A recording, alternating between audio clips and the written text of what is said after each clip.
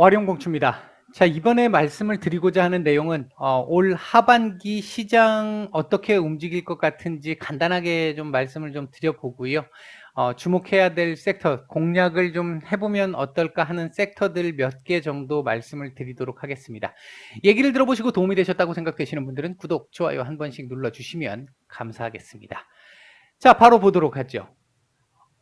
자, 먼저 올 상반기까지 내용을 간단하게 이제 키워드 정도 몇 가지만 좀 말씀을 좀 드려보면, 첫 번째는 1월 달에 나왔던 인플레이션 노이즈, 인플레이션이 너무 강하게 나타나기 시작을 하면서 테이퍼링이 생각보다 빨라질 수 있고 금리 인상이 생각보다 빨라질 수도 있을 것 같아. 이제 연준 위원들의 입에서 이런 얘기들이 이제 나오기 시작을 하면서 흔들리기 시작을 했고요. 1월 중순부터 흔들리기 시작했고요.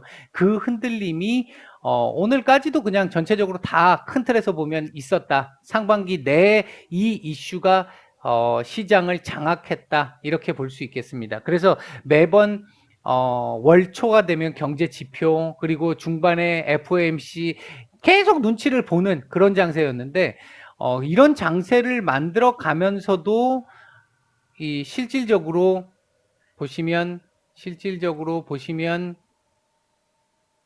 시장 자체는요, 1월부터 놓고 따졌을 때 여기가 1월 달인데요. 이렇게 고점이 딱 만들어 놓고 그 뒤부터 시작을 해서 계속해서 박스권 장세를 만들었어요.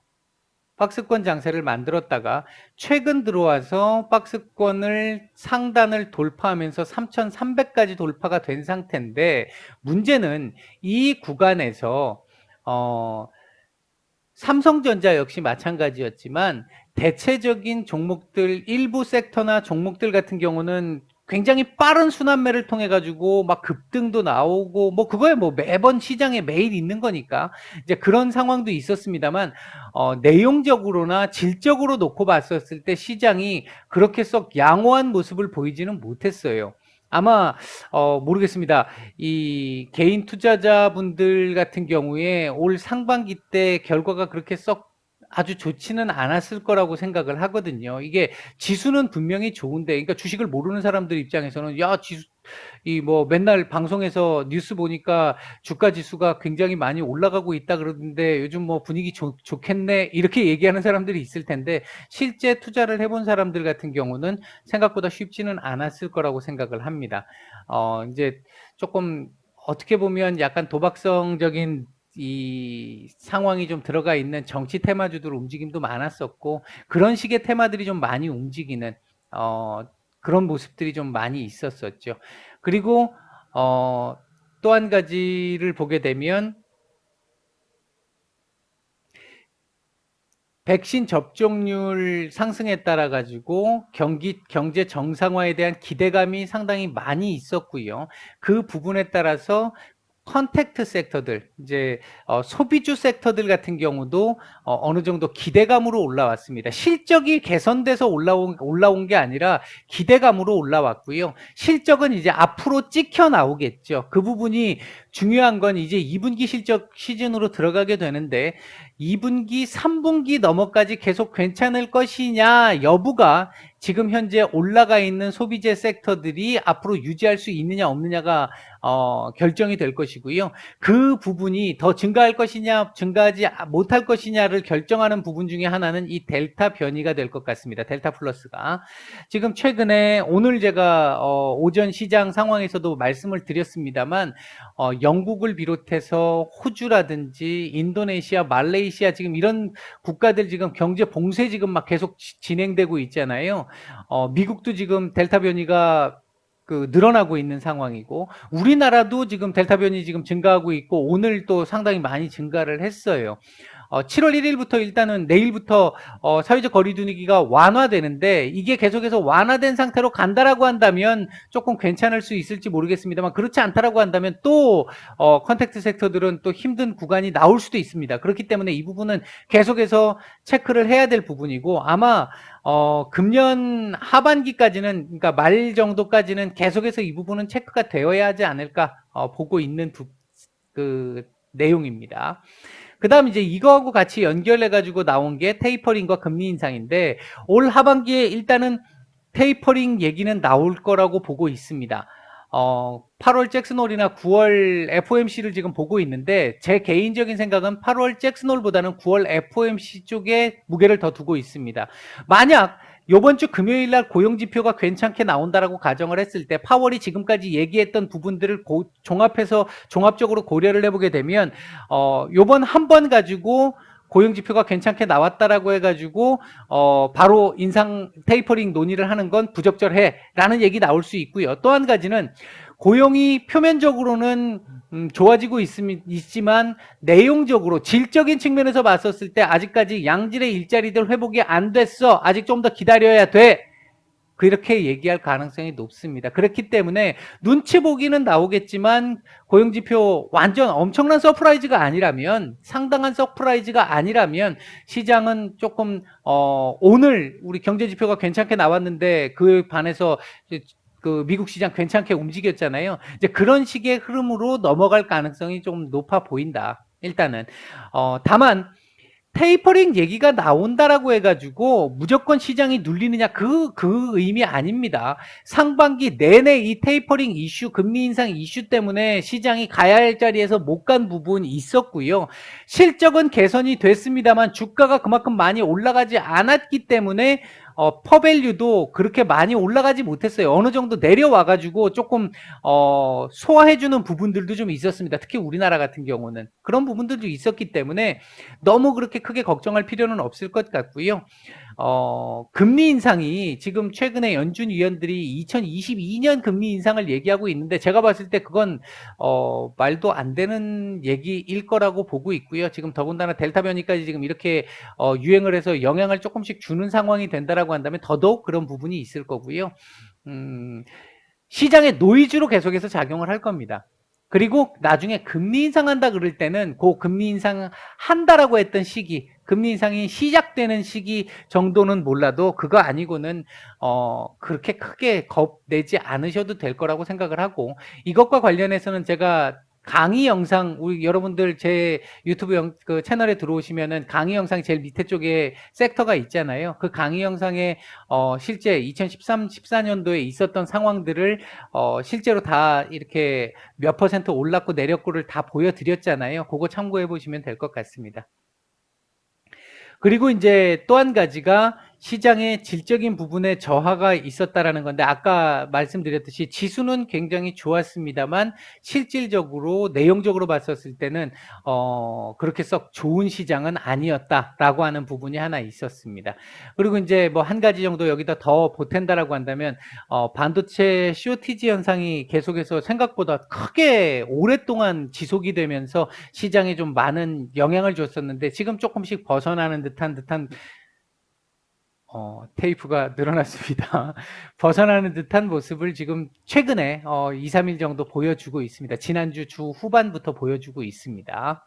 자, 그렇다면 하반기 때는 어떤 것들을 키워드로 볼 수 있겠느냐 라고 보면 실적 피크 논란입니다. 이건 상당히 중요한 부분이에요. 만약에 이번 2분기가 실적이 피크다라고 하게 되면 실적 발표 이후에 시장은 눌립니다. 왜? 3분기부터 안 좋아질 거니까. 근데 실적 피크 얘기들이 원래 2분기 실적 피크 얘기들이 있었는데요. 반도체 쇼티지 영향도 좀 있었었고요. 실적 피크보다는 3분기, 4분기 정도까지도, 뭐 특히 4분기까지는 아직까지는 모르겠습니다만 실적 상승률이 둔화되기는 하겠습니다만 3분기 때도 실적은 계속 괜찮을 것 같습니다. 일단 여기서 우리가 하나 체크를 해봐야 될 건 미국 시장에서 지금 이제 실적들 오픈되기 시작을 했는데 대형주들, 시장을 움직일 수 있는 대형주들이 어떻게 가이던스를 내느냐, 실적 어떻게 내느냐도 중요하겠지만 그거보다 가이던스를 어떻게 내느냐가 더 중요합니다. 하반기 때 어떻게 더 안 좋아질 거로 예상한다든지 더 줄어들 걸로 예상한다든지 이렇게 되면, 이런 기업들이 많아지게 되면 피크 논란이 다시 나올 수 있습니다.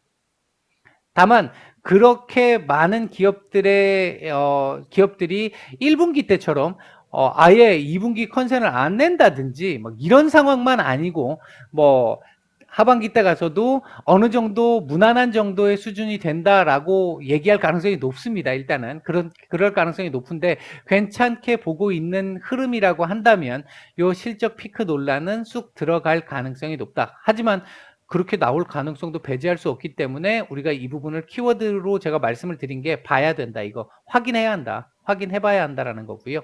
그다음 아까 말씀드렸던 퍼밸류입니다. 이 퍼밸류 자체도 지금 현재는 최근 들어와 가지고 실적 상승은 계속 이루어졌는데 주가가 많이 안 올랐기 때문에 퍼밸류가 어느 정도는 조금 괜찮은 부담이 좀 덜 되는 상황이긴 한데 미국 시장은 일단은 아직까지 계속 22배, 23배 왔다 갔다 하기 때문에 좀 불안한 부분이 없지 않아 있죠. 있는데 여기가 지금 인프라법 남아 있고요. 그리고 경제 정상화가 본격적으로 조금 더 되기 시작하고 9월 달 들어와 가지고 학교 대면 수업 시작하게 되면 고용률 조금 더 올라가기 시작할 거고요. 그렇게 되면 퍼밸류 논란은 아마 조금 더 사그라들 가능성이 있습니다. 이게 1월 달에 퍼밸류 논란이 되게 있었잖아요. 금리 인상 테이퍼링 얘기 나오면서. 그랬다가 그 뒤로 쑥 들어갔잖아요. 이제 그런 상황이 또 나올 수 있겠다. 그렇게 보시면 될 것 같고, 하반기 땐 테이퍼링에 관련된 얘기가 나올 겁니다. 나올 거고, 공식 계획이 발표가 될 걸로 보여집니다. 현재 제가 예상하기로는 9월로 예상을 하고 있다. 8월 내지 9월일 텐데 9월 쪽에 조금 가깝지 않나 보고 있습니다. 금리 인상은 2023년도 개인적으로 예상을 하고 있습니다. 22년도는 안 될 것 같고요. 2023년 하반기 이후를 보고 있습니다. 일단 그렇게 보고 있다. 개인적으로는 그렇게 말씀을 드리겠고요. 요거 계속해서 이제 지켜봐야 될 부분이겠죠. 요 정도 말씀을 드리겠고요. 마지막으로 하반기 조금 우리가 관심을 좀 가져보면 어떻겠나 하는 섹터들을 한번 보면요. 유망하다라고 보이는 섹터들을 보게 되면 일단은 반도체 섹터입니다. 특히 이제 뭐 시스템 반도체 쪽 생각을 해보면 아직 뭐 확정된 거 없고 뭐 아무것도 나온 거 없습니다만 이재용 부회장 사면 얘기들이 있었고 지금 분위기가 조금 그 사면의 우호적인 쪽의 흐름이 지금 좀 보인단 말이죠. 그러면 지금 현재 미국이 한미 정상회담 직전에 발표했던 어떤 내용들을 구체적으로 지금 발표를 못 하고 있는 상태인데 오너가 없다 보니까 발표를 못 하고 있는 상태인데 아마 사면이 혹시라도 된다면 그때를 기준으로 해서 그때부터 쏟아질 걸로 봅니다. 삼성의 투자가. 그러면 미국 쪽 투자뿐만 아니라 국내 투자도 쏟아지기 시작할 거예요. 그렇게 되면 시스템 반도체를 중심으로 해서 뭐 IT 하드웨어 쪽 같은 경우도 이쪽 같은 경우도 투자가 또 나올 겁니다. 뭐 많이는 아니겠지만 그렇게 된다고 한다면 반도체 섹터들 전반적으로 좀 괜찮은 모습 나올 가능성 충분히 있겠다. 그리고 지금 차량용 반도체 쇼티지 문제가 되게 컸잖아요. 지금 TSMC라든지 이쪽에서 지금 이 차량용 반도체 쪽에 지금 뭐 집중하겠다라는 쪽 얘기들도 좀 나오기도 했기 때문에 이 쇼티지 문제는 조금씩 사그라들 가능성 높고요. 그렇게 되면 실적이 아마 제법 좀 괜찮은 쪽으로 나올 겁니다. 지금 반도체 쇼티지가 2분기 내 얘기가 있었습니다만 삼성전자 실적 괜찮게 나올 걸로 보고 있잖아요. 그 부분 생각해 보시면 될 것 같아요. 오늘도 일부 종목들은 반도체 종목들 조금 오른 측면들이 좀 있었었죠. 괜찮은 모습들이 좀 나왔죠. 그런 부분들 생각해 보면 하반기 때 괜찮을 것 같다. 그 다음 이제 하반기 때 이슈들이 조금 나올 수 있을 만한 섹터가 5G입니다. 아마 뭐 캐나다나 미국이나 일본이나 호주 뭐 인도 이쪽에서 장비 발주들이 제법 나오게 될 거고요. 우리나라 마찬가지고 발주가 나오게 될 거고 그에 대한 수혜들이 조금 나올 수 있기 때문에 5G 섹터들도 하반기에는 조금 관심을 가져볼 만하지 않을까 생각을 하고 있고요. 그 다음에 이제 신재생 에너지 섹터들은 오늘도 아까 뉴스를 잠깐 보니까 캐나다가 지금 최근 3일간 캐나다면 우리나라보다 위도가 훨씬 더 높은 나라잖아요. 그 위도가 거의 50도 정도 되는 나라인데 우리가 서울 기준 37도잖아요. 근데 50도 정도 되는 나라인데 최근 3일간 기온이 한 45도 왔다 갔다 했답니다. 그리고 오늘 49도까지 올라갔다 그러거든요. 45, 6도 왔다 갔다 했는데 오늘 49.5도까지 올랐다 그러거든요. 그러니까 어제죠. 올랐다 그러는데 그래서 뭐 69명이 사망을 했답니다. 가장 큰 원인은 지구온난화죠. 그렇기 때문에 신재생에너지, 뭐 꼭 이것만 한정 지을 건 아닙니다. ESG도 마찬가지일 것이고, 관련돼서 탄소 배출 관련한, 탄소 중립 관련한 섹터들도 다 포함됩니다. 분명히 유망한 섹터가 될 거고, 앞으로 이건 뭐 올 하반기가 아니라 앞으로 몇 년간 계속해서 이 부분은 신경을 써서 봐야 되지 않을까. 정책적으로도 계속 나오잖아요. 신재생 지금 발주들이 나오고 있잖아요. 정책적으로 뭐 하겠다 하면서 실질적으로 투입되기 시작하고 있단 말이죠. 발주가 나오고 있기 때문에 지금 우리 신재생 에너지 지금 미국은 지금 반응을 일부 했는데 우리 아직도 반응 못하고 있거든요. 아마 조만간 반응이 하반기 들어가면 나오지 않을까 일단 예상을 하고 있습니다. 그리고 역시 마찬가지로 2차 전지 뭐 이거 뭐 계속해서 우리 지금 기후변화와 관련한 내용으로 같이 움직일 수 있는 내용이잖아요. 2차 전지 섹터는.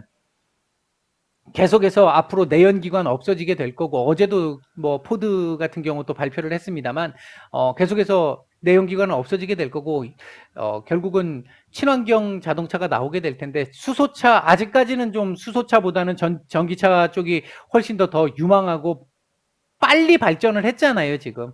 지금 전 세계적으로 투자가 되고 있는 구간이고, 그리고 거기에서 우리나라가 지금 현재 상당히 이 핵심적인 비중을 차지하고 있는 상황 중에 하나고요.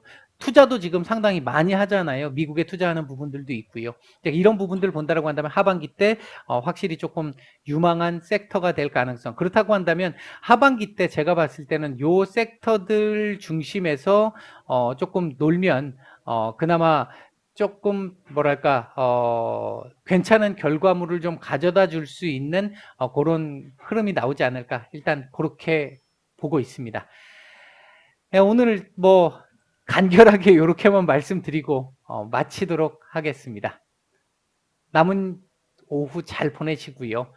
7월 1일 하반기 첫 거래일에 다시 찾아뵙겠습니다. 마치겠습니다.